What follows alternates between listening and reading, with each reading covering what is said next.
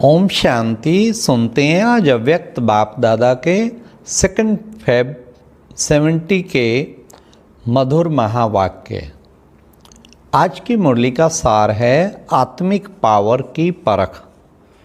आज की मुरली में बाबा ने हर आत्मा की अपनी अपनी वोल्टेज, अपना अपना वोल्टेज पावर का बल्ब है और जो उसके चेहरे से वो लाइट नज़र आती है। तो बाबा ने कहा मुझ आत्मा रूपी बल्ब की कितनी पावर है, कैसे जज करें कितनी पावर का बल्ब है। दूसरा, सर्विस की हैंडलिंग किस आधार से होती है। बड़े सुंदर बाबा ने बातें आज स्पष्ट की हैं। फिर व्यर्थ संकल्पों का विघन, उससे कैसे बचें। तो आओ सुनते हैं आज के 2 फरवरी 70 के मधुर महावाक्य आत्मिक पावर की परख। आज बाप दादा हर एक का प्रोजेक्टर शो देख रहे हैं। आप लोग भी प्रोजेक्टर रखते हो। प्रोजेक्टर कौन सा है? जिस द्वारा चित्र देखते हो। हर एक के नैन प्रोजेक्टर हैं। तो इन नैनों द्वारा बाप दादा पूरी रचना के स्थूल सूक्ष्म मूल तीनों लोकों के चित्र, तो इन नैनों द्वारा बाप दादा और पूरी रचना के स्थूल सूक्ष्म मूल तीनों लोकों के चित्र दिखाई दे सकते हैं।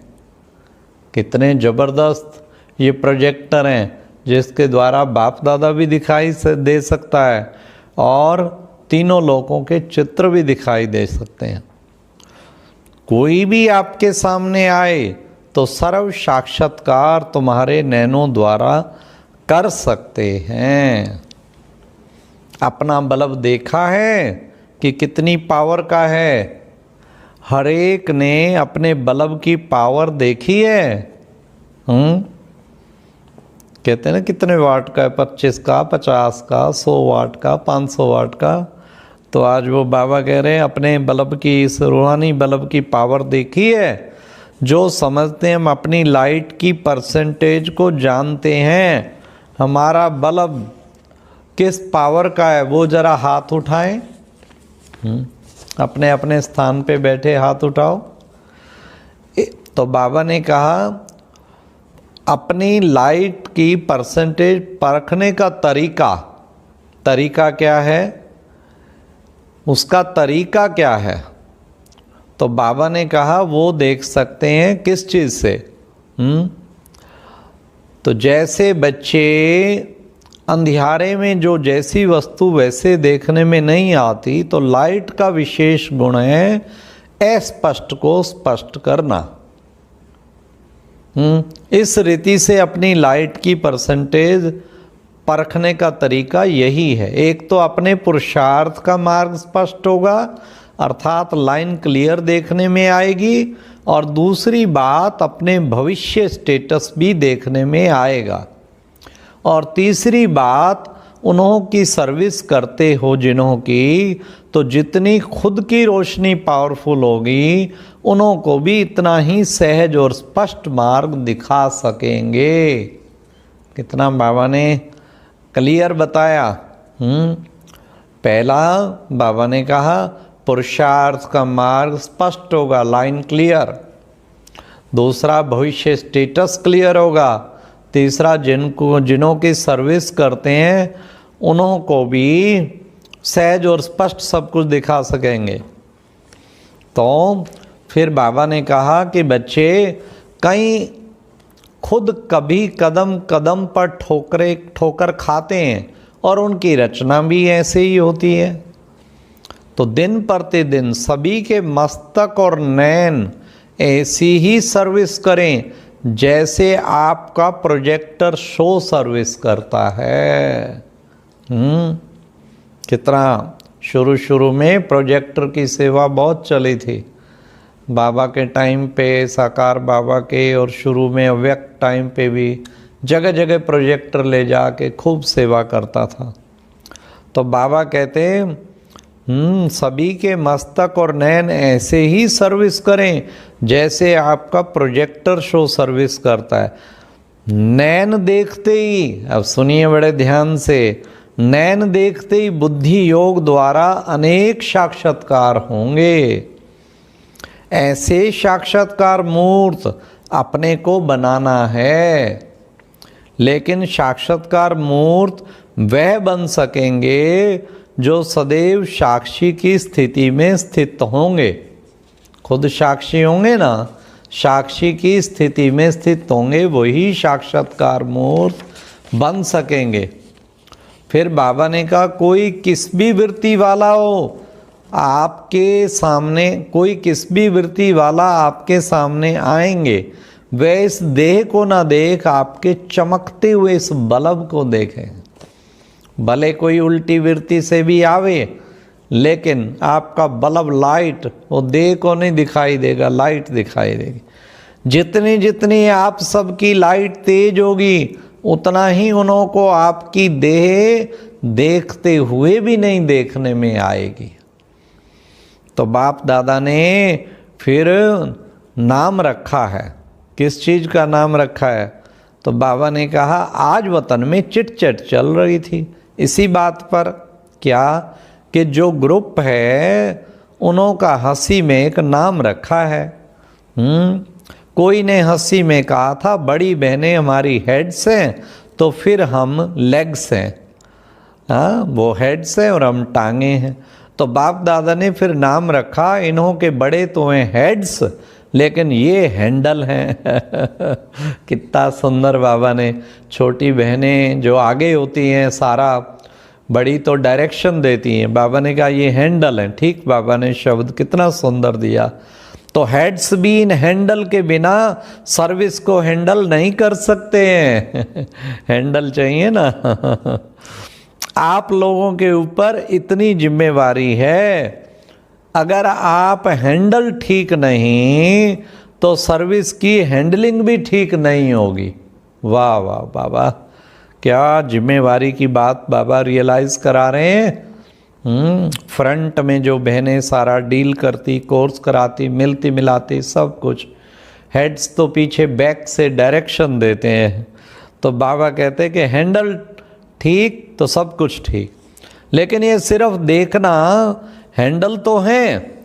एक और बात बाबा ने बड़े ध्यान खिंचाई है, लेकिन ये सिर्फ देखना हैंडल तो है, लेकिन हेड्स को कभी हैंडल नहीं करना। कहीं बाकियों को हैंडल करते करते फिर हेड्स को भी हैंडल करना शुरू कर देते हैं। फिर हैंडल इतना, फिर हेड्स इतना डरते हैं जैसे हैंडल कहे उसको वैसा ही चलना पड़ता है। ऐसा नौबत अपने हेड्स के ऊपर नहीं ला देनी चाहिए कि उनको जैसे अब हम डायरेक्शन दें वैसे ही वो चलें। नाम मात्र के हेड्स और हैंडल सामने वालों को भी कर रहे हैं और हेड्स को भी हैंडल करना शुरू कर दिया। तो बाबा ने कहा हेड्स तो हैं, लेकिन हेड्स को कभी हैंडल नहीं करना, हेड को हैंड बनकर रहना है। हाँ, हैंड, बाबा ने हैंड बनाया है तो हैंड बन के रहना है। बाप दादा के भी तो राइट हैंड है ना, राइट हैंड है ना, लेफ्ट भी है, लेकिन राइट हैंड को फुल पावर होती है, लेकिन होता तो हैंड है ना, हेड नहीं होता, हैंडल तो है ना। लेकिन कैसे हैंडल करना है, कैसे बाप दादा के राइट हैंड बने, इसके लिए यहाँ आए हो। बाबा ने कहा ये ग्रुप ऐसा है जो एक एक कमाल कर सकते हैं, सर्विस को सफलता के रूप में ला सकते हैं। फिर बाबा ने कहा सर्विस में सफलता लाने के लिए दो बातें ध्यान में रखनी है। सर्व बातों में सहयोगी तो हो, लेकिन सर्विस में सफलता लाने के निमित्त विशेष ग्रुप है। तो दो बातें विशेष, एक है निशाना पूरा और दूसरा है नशा भी पूरा होगा। जरा निशाना ठीक नहीं होता तो एक धक से किसको मर्जीवा बना सकते हो। जो निशानेबाज होते हैं वे एक ही गोली से ठीक निशाना करते हैं। और जिसको निशाना नहीं आता उनको 3-4 बारी गोली चलानी पड़ती है। अगर अपनी स्थिति का भी निशाना और दूसरों की सर्विस करने का भी निशाना ठीक होगा और साथ साथ नशा भी सदैव एक रस रहता होगा तो सर्विस में सफलता ज़्यादा पा सकते हैं। जिसमें जितना खुद नशा होगा उतना ही निशाना ठीक कर सकेंगे।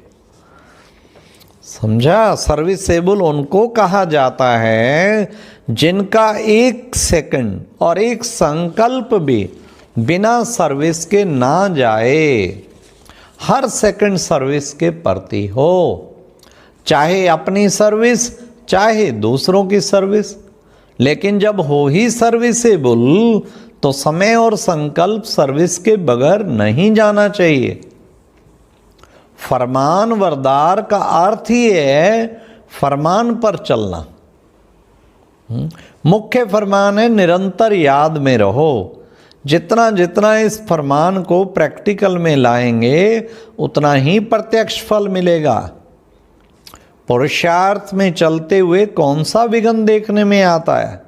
विशेष विघ्न व्यर्थ संकल्पों के रूप में देखा गया है। तो इससे बचने के लिए क्या करना है? ध्यान से सुनना। इससे बचने के लिए क्या करना है? एक तो कभी अंदर की व बाहर की रेस्ट ना लो। कईयों को रेस्ट बहुत चाहिए, घंटों चाहिए, अंदर की व बाहर की। अगर रेस्ट में नहीं होंगे तो वेस्ट नहीं जाएगा। और दूसरी बात, अपने को सदैव गेस्ट समझो।